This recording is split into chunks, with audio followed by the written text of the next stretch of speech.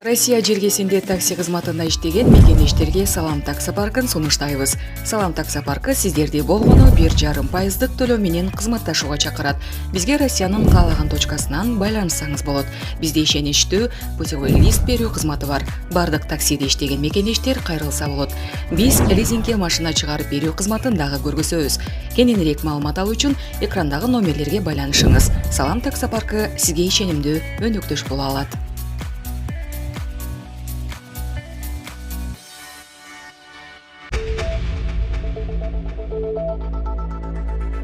Орусияда Кыргызстандын айдоочулук көйлөгү менен иштөөгө тыюу салуу мыйзам долбоору артка кайтарылды. Орусиянын депутаттары Кыргызстандын айдоочулук көйлөгү менен иштөөгө тыюу салчу мыйзам долбоорун артка кайтарып алды. Бул тууралуу бүгүн 14-декабрда жогорку кеңештин жыйынында депутат Марлен Маматалиев билдирди.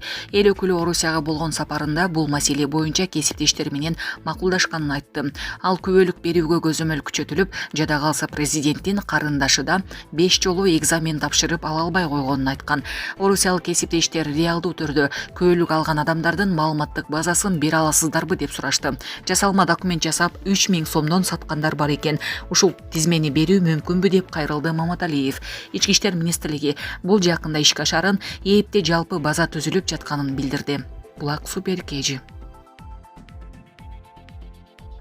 Россияда мобилизациянын экинчи толкуну болобу? Путиндин жообу. Владимир Путин жыл жыйынтыгын чыгарган ири маалымат жыйында Россияда экинчи рет мобилизация кылуунун кажети жок экенин белгиледи. Анын бизге эмне кереги бар? Россияда экинчи рет мобилизациянын зарылчылыгы жок деген ал. РФ президенти жарым-жартылай мобилизация учурунда 300 миңдей адам чогултууга мүмкүн болгонун айтып, андан кийин бийлик аскерлерди келишимдик негизде ала баштаганын кошумчалаган. 13-декабрга карата армияга 486 миң адам кирген. Путин өлкөнү коргойм деген эркектердин агымы азыркыга чейин токтой электигин белгиледи. Күн сайын өлкө боюнча аскер комиссариаттарына өз ыктыяры менен 1500 киши келип жатат. Биринчи толкун менен мобилизация болгондор мыкты салгылашууда. Анын 14-ü Россиянын баатыры болду. Учурда 244 миң адам согуш жүрүп жаткан жерлерде болсо, 41 миң киши жаш курагы жеткенине, ден соолугуна жана башка себептерге байланыштуу бошотулган деген Россия лидери. Владимир Путин согушка өз эрки менен баргандар атайын аскердик операциянын катышуучуларына каралган колдоонун бардыгын ала турганын белгилеген. Согушка өз эрки менен барып, өмүрүн жана ден соолугун тобокелге салып, колуна курал көтөрүп, Россиянын кызыкчылыгы үчүн салгылашып жаткандардын баарына бирдей шарт түзүлүшү керек деген ал. Белгилей кетсек, учурда Россия президенти Владимир Путиндин жыйынтыктоочу маалымат жыйыны өтүп жатат. Спутник Кыргызстан агенттиги текстик трансляция жүргүзүүдө.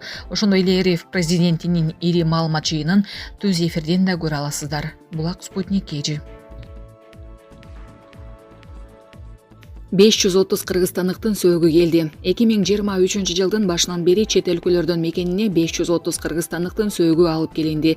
Назар Ньюс маалымат порталынын билдиргенине караганда, эмгек социалдык камсыздоо жана миграция министрлигинин басма сөз кызматы кабарлаган.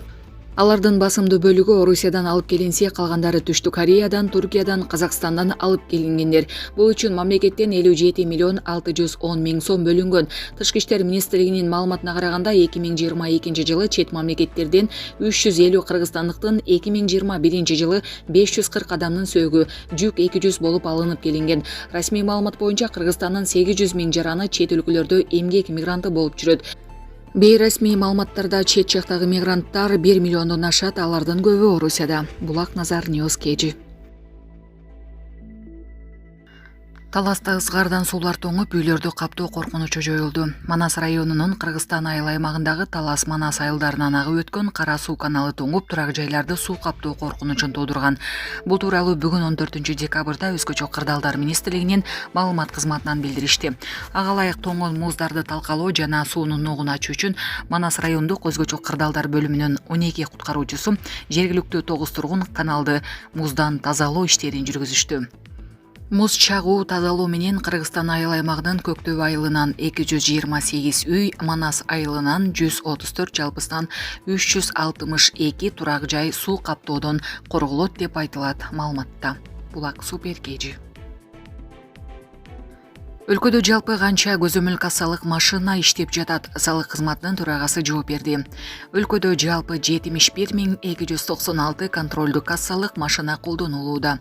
Бул тууралуу бүгүн 14 декабрда салык кызматы уюштурган маалымат жыйынында мамлекеттик салык кызматынын төрагасы Алтынбек Абдувапов билдирди. Анын айтымында учурда жаңы техникалык талаптарга жооп берген көзөмөл кассалык машиналарды киргизүү боюнча иштер жүрүүдө. Салык кызматы контролдуу кассалык машиналарды сатып алуунун жеткиликтүү шарттарын камсыз кылуу боюнча иштерди жүргүзүүдө. Өлкөдө көзөмөл кассалык машиналардын реестри түзүлүп, ага 33 модели кирди, деди Алтынбек Абдувапов. Мындан тышкары ал ишкердик субъекттер үчүн көзөмөл кассалык машиналарды алуунун максималдуу жеткиликтүү шарттарын жайылтуу жана берүү максатында бир катар банктар POS терминал функциясы камтылган гибриддик көзөмөл кассалык машина аппараттарын жайылтуу иштерин жүргүзүп жатканын кошумчалады. Булак Супер KG.